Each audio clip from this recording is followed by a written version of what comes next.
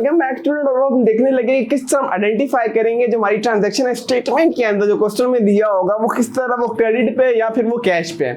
तो सबसे पहले वहां पे हमारे पास कैश का वर्ड यूज हुआ होगा कि जो भी गुड्स आपने खरीदी है वो कैश पे खरीदी। जिस एग्जांपल के तौर पे bought goods for cash ₹500 from Ali, तो यहाँ पे वो कैश का जो वर्ड होगा वो यहाँ पे आपको मेंशन कर देगा। इससे आपको ये पता चल जाएगा जो हमने ट्रांजैक्शन की है वो कैश पे की है और अली से की है। क्लियर? अच्छा, नेक्स्ट, अगर वो अली का नाम नहीं मेंशन करता, सिर्फ ये लिख दे कि बॉट गुड्स ₹500, यहाँ नाम नहीं मेंशन हुआ हुआ, तो भी समझ जाना वो जो ट्रांजैक्शन हुई है वो कैश पर ही हुई है। ठीक है। On the other hand we have credit side, so guys see bought goods on credit ₹500, तो जिस तरह उसमें मेंशन होता था एक कैश का वर्ड, यहाँ पे मेंशन होगा क्रेडिट का या ऑन अकाउंट का लफ्ज भी मेंशन होता है। अगेन रिपीट, ऑन अकाउंट, ठीक है, या ऑन क्रेडिट। नेक्स्ट इसका होगा बॉट गुड्स फ्रॉम कस्टम ₹500। देखो यहाँ पे भी नाम मेंशन था, लेकिन यहाँ पे ये था कि फॉर कैश और साथ नाम मेंशन था।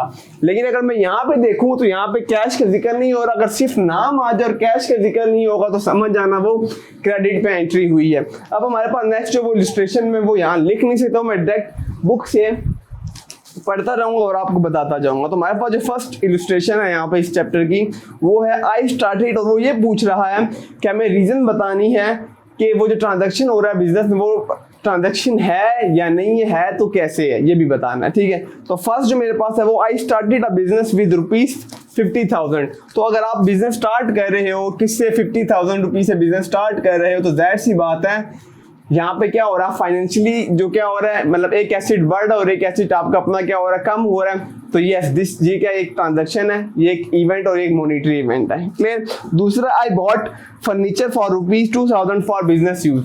तो अगर आप 2000 का फर्नीचर लेकर आ रहे हो बिजनेस में, तो आप अगेन फाइनेंशियली कंडीशन आपकी क्या हो रही है, एक तरफ से वीक हो रहा है, एक एसेट कम हो रहा है और एक एसेट बढ़ रहा है। तो अगेन यहाँ पे क्या हो रहा है मेरे पास, ये भी एक मॉनिटरी इवेंट है और ये भी एक ट्रांजैक्शन है। थर्ड देखता हूँ, submitted a tender for goods worth 10,000। आपने एक टेंडर खरीदना था, उसके लिए आपने सबमिट करा दी एप्लीकेशन या जो भी था कि मैं ये खरीदूंगा। अभी खरीदा नहीं है, मनी इन्वॉल्व नहीं, बस सिर्फ आपने एप्लीकेशन सबमिट करा दी। तो जाहिर सी बात है ये मेरे पास मॉनिटरी इवेंट ना हो। हाँ, जब टेंडर मिल जाएगा आप पेमेंट कर दोगे, then yes it is a transaction और एक मॉनिटरी इवेंट होगा।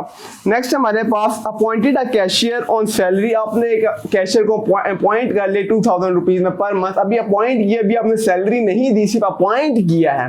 तो अगेन क्या आपने सिर्फ अपॉइंट करने से आपकी फाइनेंशियल, आपने बस ध्यान नहीं रखने का मेरी फाइनेंशियल कंडीशन ऊपर नीचे हो रही है तो नहीं हो रही है, अभी आपने सिर्फ अपॉइंट किया, तो ये भी एक ये ट्रांजैक्शन नहीं है, इसको हम रिकॉर्ड नहीं करेंगे। Paid salary to cashier, yes, तो आपने पॉइंट कर लिया, उसने आपको पूरे मंथ आप अपनी सर्विसेज दी। अब आप जब उसको पेड कर लो सैलरी, तो यस क्या आपकी फाइनेंशियल कंडीशन कम हुई? यस हुई। आपने 2000 उसको दिया, आपका कैश कम हुआ, एसेट कम हुआ, फाइनेंशियली आप वीक हुए, लेकिन बदले में वो आपको सर्विसेज भी दे रहा है। तो यहाँ पे ये वाली ट्रांजैक्शन में बिल्कुल रिकॉर्ड करूंगा, एक मॉनिटरी इवेंट है। ठीक हो गया।